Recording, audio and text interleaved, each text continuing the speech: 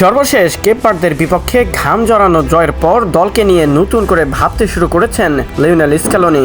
শেষ 16 ম্যাচে মিশরের বিপক্ষে তাই শুরুর একাদশে 3টি পরিবর্তন আনতে পারে আর্জেন্টিনার প্রধান কোচ লিওনেল স্ক্যালোনি। আটালান্টা স্টেডিয়ামে বাংলাদেশ সময় মঙ্গলবার রাত 10টায় মিশরের মুখোমুখি হবে আর্জেন্টিনা।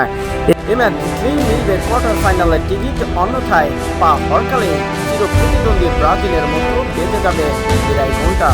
সেটা যে একদমই করতে চায় না দলটির ডিফেন্ডার এবং প্রধান কোচ। নিজেদের একাদশ চূড়ান্ত করার আগে সবকিছু বিবেচনায় রাখছে স্ক্যালোনি। আর্জেন্টিনার স্পোর্টস ভিত্তিক সংবাদ মাধ্যম টিওআইসি স্পোর্টস জানিয়েছে, ট্যাকটিক্যাল কিছু দিক বদলে দিয়ে শুরুর একাদশে আসবে 3 পরিবর্তন।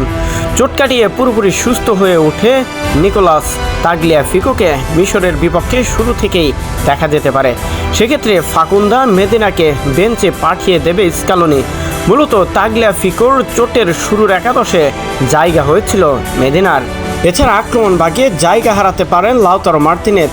কেপ ভার্দের বিপক্ষে ম্যাচটিতে এই বিশ্বকাপে এখন পর্যন্ত নিজের নামের প্রতি সুবিচার করতে পারেননি ইন্টার মিলান ফরওয়ার্ড।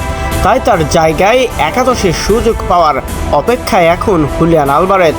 এর বাইরে একটি ট্যাকটিক্যাল পরিবর্তনও করবেন স্ক্যালোনি। লিওনেল মেসি, লাউতারো মার্তিনেজের সঙ্গে আক্রমণভাগে এতদিন সুযোগ পেয়েছিলেন থিয়াগো আলমাদা, তবে তার পারফরম্যান্সে তেমন সন্তুষ্ট হতে পারেনি টিম ম্যানেজমেন্ট। অন্যদিকে বদলি হিসাবে নেমে মাঠে দারুণ খেলেছেন লিয়ান্দ্রো পারেদেজ। আর এই 3 পরিবর্তন নিয়েই সম্ভবত মাঠে নামতে যাচ্ছে আর্জেন্টিনা দল।